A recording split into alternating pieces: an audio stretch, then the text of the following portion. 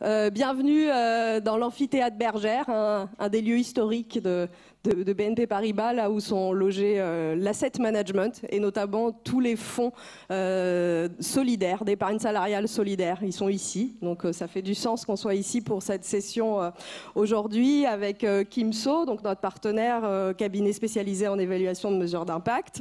Et en fait, c'est vrai que quand on a écrit le pitch, on s'est un peu posé la question, est-ce que c'est la finance qui s'invite dans le monde du social ou est-ce que c'est le social qui s'incruste dans le monde de la finance? En tout cas, on a de plus en plus l'occasion de voir qu'il y a des rencontres, des cohabitations, parfois même des unions. Et donc, c'était intéressant aujourd'hui de parler de ce sujet-là. Moi, je travaille à la RSE du groupe BNP Paribas et donc ça fait un moment qu'on travaille sur tous les impacts, en fait, tous les impacts à la fois directs qu'on peut avoir, mais comme on n'est pas une entreprise industrielle, ce n'est pas le plus pertinent. Et donc, on regarde aussi les impacts que nos financements peuvent avoir sur la société, l'environnement. Donc, c'est intéressant aujourd'hui de discuter, de pouvoir débattre donc avec d'autres financeurs sur ce sujet.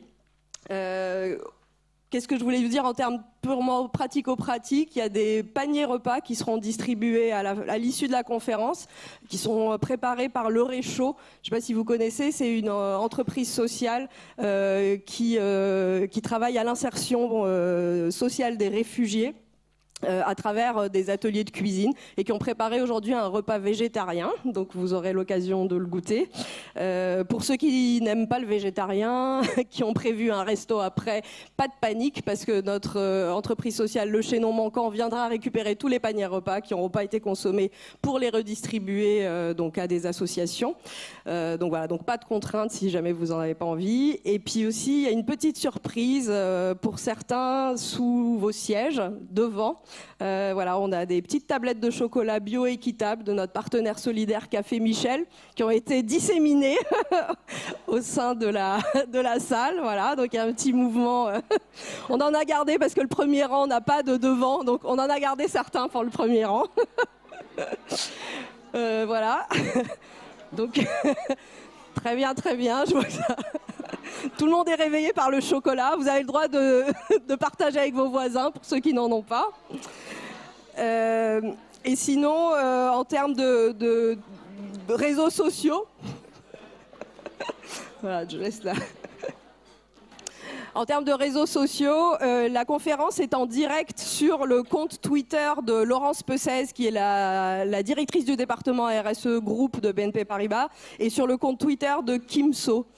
Donc c'est @Laurence Pessez et @Kimso Conseil. Voilà, bah écoutez, je vous souhaite une bonne conférence.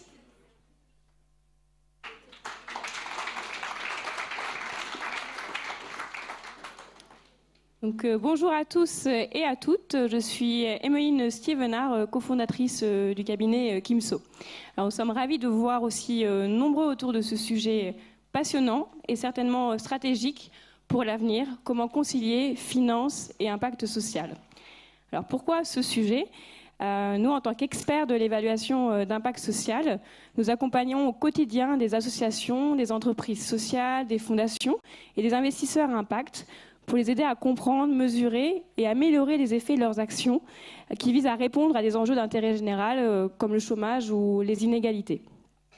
Nous travaillons par exemple depuis plusieurs années avec Article 1 dans le champ de l'égalité des chances, en cherchant à savoir dans quelle mesure les actions menées par l'association aident effectivement les jeunes accompagnés à mieux s'orienter, à être plus ambitieux dans leur choix d'études et à accélérer leur insertion professionnelle. Nous avons également collaboré avec Citizen Capital, qui se présentera tout à l'heure, sur la revue de leurs démarches et de leurs outils relatifs à l'impact des projets dans lesquels ils investissent. Et nous sommes aujourd'hui impliqués en tant qu'évaluateurs dans 5 contrats impact social en cours de conventionnement. Donc ce rôle de l'évaluateur nous place dans une position particulière, celle d'observateur, participant à cette place croissante de la finance dans le financement des projets dits à impact, aux côtés des subventions publiques et des dons privés. Nous en pressentons ainsi tout le potentiel, mais aussi les défis et les risques associés. C'est pour ça que nous avons choisi d'organiser ce nouveau Café Impact, devenu Déjeuner Impact avec BNP Paribas, sur ce thème de comment concilier finance et impact social. Alors, beaucoup de polémiques entourent la finance à impact. Certains craignent une financiarisation de l'impact sans forcément préciser ce qu'ils entendent derrière ces termes. D'autres y voient un retrait de la puissance publique, s'interrogent sur les projets qui sortiront vainqueurs de cette évolution, certainement les plus gros, les plus professionnels et aux impacts les plus facilement quantifiables. Et il y a une certaine méfiance vis-à-vis du social ou greenwashing possible des investisseurs. Mais de l'autre côté, donc, les défenseurs de la finance à impact, ils voient une manière de redonner du sens à cette finance en orientant les investissements vers des projets d'une économie réelle, locale et solidaire.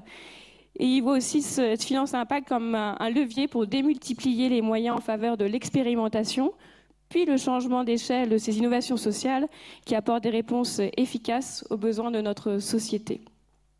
Alors pour tenter de dépasser ces débats et ces polémiques qui sont souvent théoriques, les échanges de tout à l'heure visent à partir d'initiatives et d'exemples concrets afin de vous donner à voir la réalité de la finance à impact aujourd'hui, à la fois du point de vue des financeurs et des porteurs du projet. Alors avant de laisser la parole aux intervenants de la table ronde sur ce qu'on appelle impact investing et contrat impact social, je vous propose quelques éléments de clarification. Alors tout d'abord, ce que signifie l'impact investing, qui représente aujourd'hui environ 115 milliards de dollars d'encours dans le monde, d'après le Global Impact Investing Network. Alors ce schéma au continuum vous permet de voir d'abord ce qu'il n'est pas. Ce n'est pas un financement ne visant que l'impact social, sans remboursement du capital et donc de rémunération de l'investisseur, comme dans la philanthropie. Ce n'est pas un financement visant un rendement financier, même s'il respecte des critères très exigeants comme les critères ESG, comme dans l'investissement socialement responsable. Il s'agit d'un financement très particulier qui vise un retour à la fois économique et social, l'impact social visé étant supérieur ou égal en termes d'importance pour les acteurs au retour économique attendu. Alors, en France, ce secteur est majoritairement représenté par la finance solidaire. Aujourd'hui, c'est 10 milliards d'euros d'encours issus de cette épargne solidaire de salariés. Donc, c'est un acteur majeur du champ de l'impact investing en France. Mais il y a d'autres acteurs, il y a d'autres modalités qui vous seront présentées tout à l'heure. Alors, concernant les contrats à impact social, on est vraiment dans une innovation financière qui nous vient de la Grande-Bretagne, dans laquelle le remboursement du capital et la rémunération des investisseurs n'est pas porté par le projet financé, mais par un tiers payeur qui est intéressé par l'impact social recherché, comme le fait que des délinquants ne récidivent pas ou que des enfants ne soient pas placés. Donc vous voyez dans le schéma ici l'ensemble des acteurs impliqués et la circulation des flux.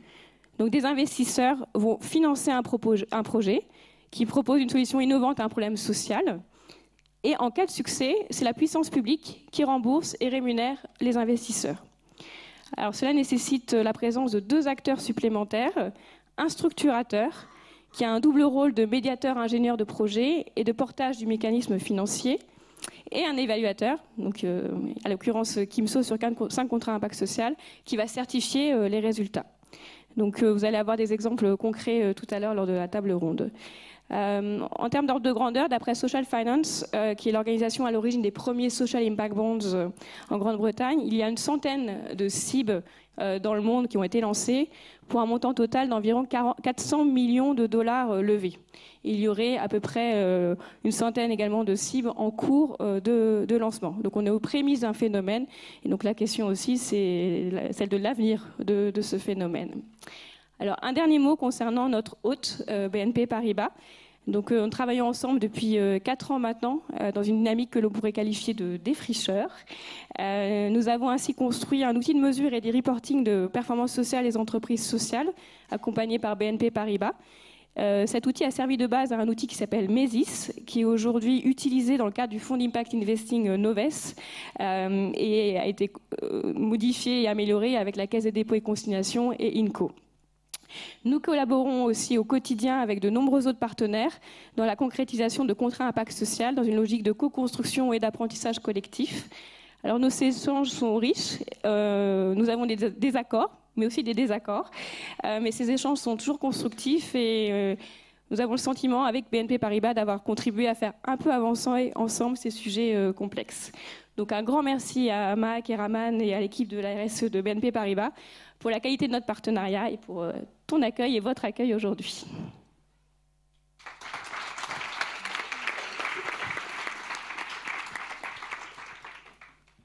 Merci Emeline. Donc moi je suis Octavie Baculard, je suis l'autre cofondatrice de Kimso. Alors est-ce que vous avez déjà vu un panel 100% féminin? Pour moi c'est la première fois, donc peut-être que c'est ça déjà, la finance à impact, ce sont les femmes. Donc notre sujet de cette table ronde, c'est comment concilier finance et impact social. Et donc pour y répondre, il nous a semblé vraiment intéressant d'avoir le regard croisé à la fois de financeurs de différentes tailles,